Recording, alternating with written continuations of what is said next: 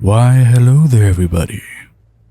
Now, what I'm bringing to you today is quite the wonderful build. However, before we get into the details, I would like to provide a bit of background on how this came about. When the Scion was first introduced to the game, the developers over at Crown Gear Games wanted to give this class a bit of personality to set them apart from the others. For the Marauder is the Scion of strength, and the Ranger is the Scion of dexterity, while the Witch is the Scion of intelligence, with the Templar, Shadow, and Duelist representing the median between.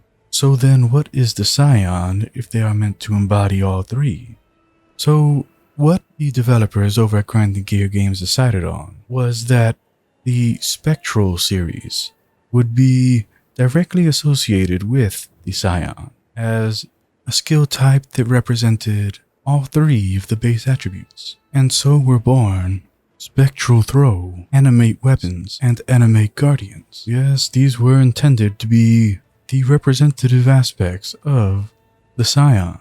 However, over the years, and with the addition of the Labyrinth creating subclasses for each of the class identities in the game, this skill representation was kind of thrown by the wayside, as being a Scion of all the attributes made it that the Scion could just become any of the ascendancies.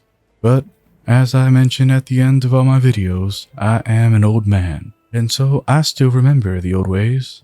And when they decided to put Vol Animate Weapon into the game, I decided this was a good time to try to bring us back to that point in time. However, to my chagrin, and after many hours of running Val side areas, I was unable to acquire a Val Animate Weapon for myself for the purposes of this build. And as you can see, I've put quite a few levels on this character since last league, and this was not intentional. A lot of work was put in to try to get that gem, which I failed to achieve. But the build itself is still white solid, even without the capstone that would have made it an absolute next level darling. But as a disclaimer, I would like to note that if you are in the business of hunting down specific white bases, then this is not a build for you. No, this is a build where all of those white bases are going to be consumed as you run around doing your thing. It would be nice if the developers had put in some kind of toggle that you could in order to remove those from the pool of usable items, but they didn't, and so here we are. But for any who are watching this video who played the game back when those skills were first introduced, but took time off for a while as I did, you may be confused as to how this skill is somehow viable now. And the reason for that is that Animate Weapons now works on Lingering Blades. Now, it's entirely possible that this combo has existed as long as Lingering Blades have been in the game. I can't say for certain.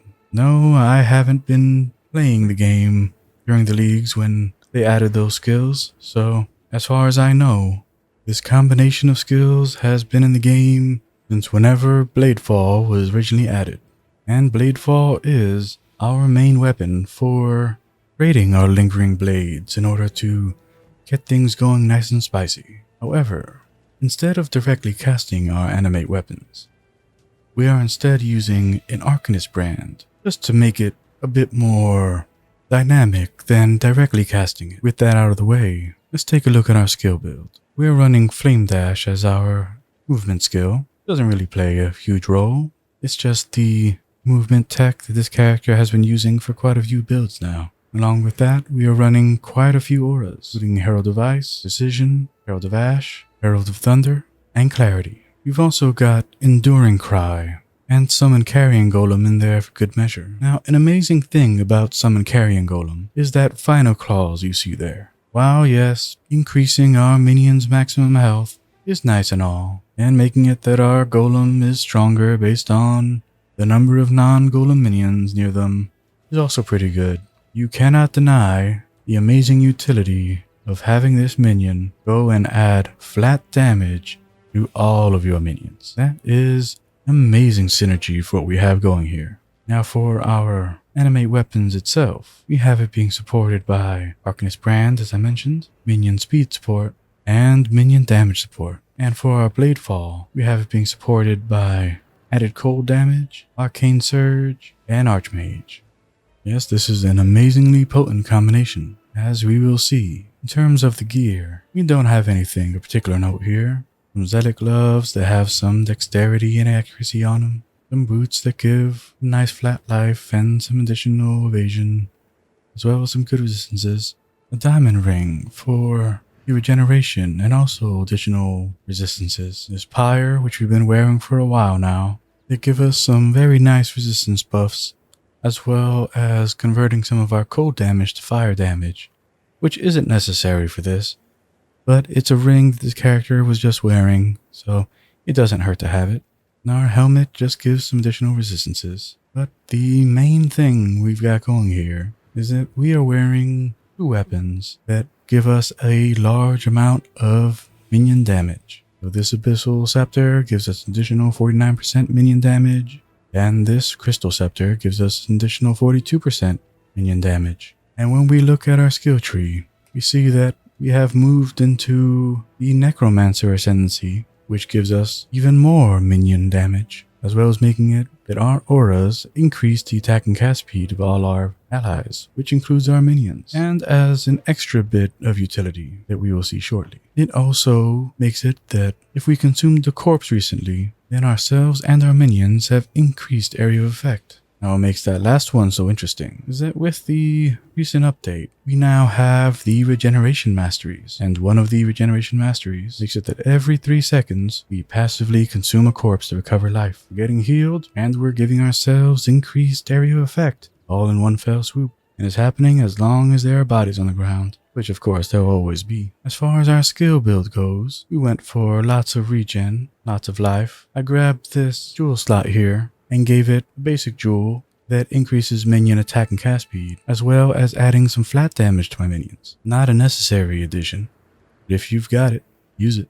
And of course we headed down this way to get ourselves some more stats, increase our defenses here, as well as reduce the amount of critical strike damage we take, and grab the Armor and Energy Shield Mastery that makes it that 10% of our armor also applies to chaos damage taken from hits. And we headed through the Templar area to grab all of the extra accuracy, attack and cast speed, dexterity, life, regen and armor, extra damage and minion damage. Then headed into these minion clusters here, grab some extra minion life, some extra minion attack and cast speed, as well as spiritual command, same as we did with our Necromancer tag team build.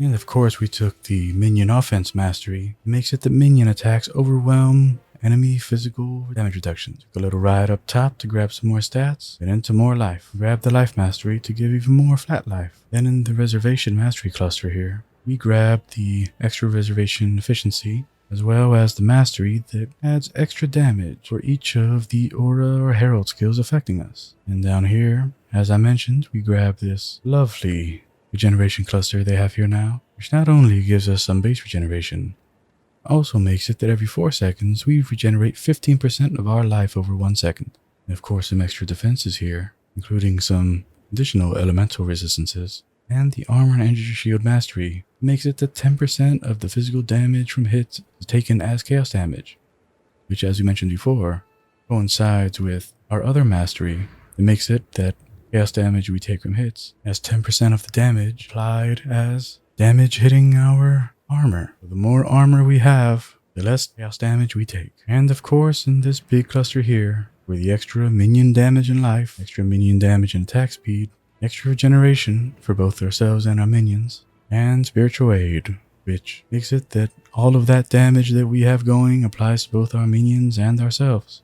And with all that, we have something that is quite special. Let's see it in action. Since this character is quite a bit higher level than what I normally show, I'm not headed to our usual stomping grounds and instead have opted to head into the sewers of Scion. Now our setup here is very simple. We find the group, we put down our brand, and we get chopping.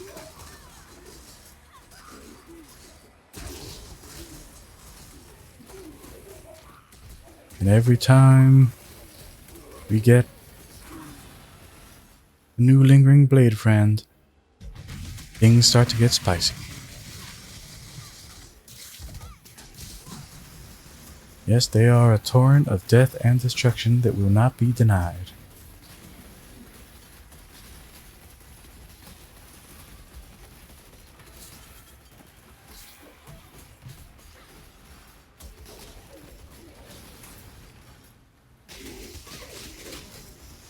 And of course, since we're running so many Herald skills, all of that's being applied to them as well. Now, I must admit that there was a foolish moment where I wasn't using Herald of Ash as part of the build. And my reason for doing so was that I felt it was just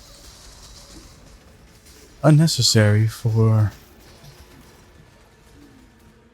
a spellcasting build like this to use Herald of Ash. Yes, that was very short-sighted of me, and clearly our Herald skills are not for us. No, our minions are the ones benefiting here. And their benefits, they sing.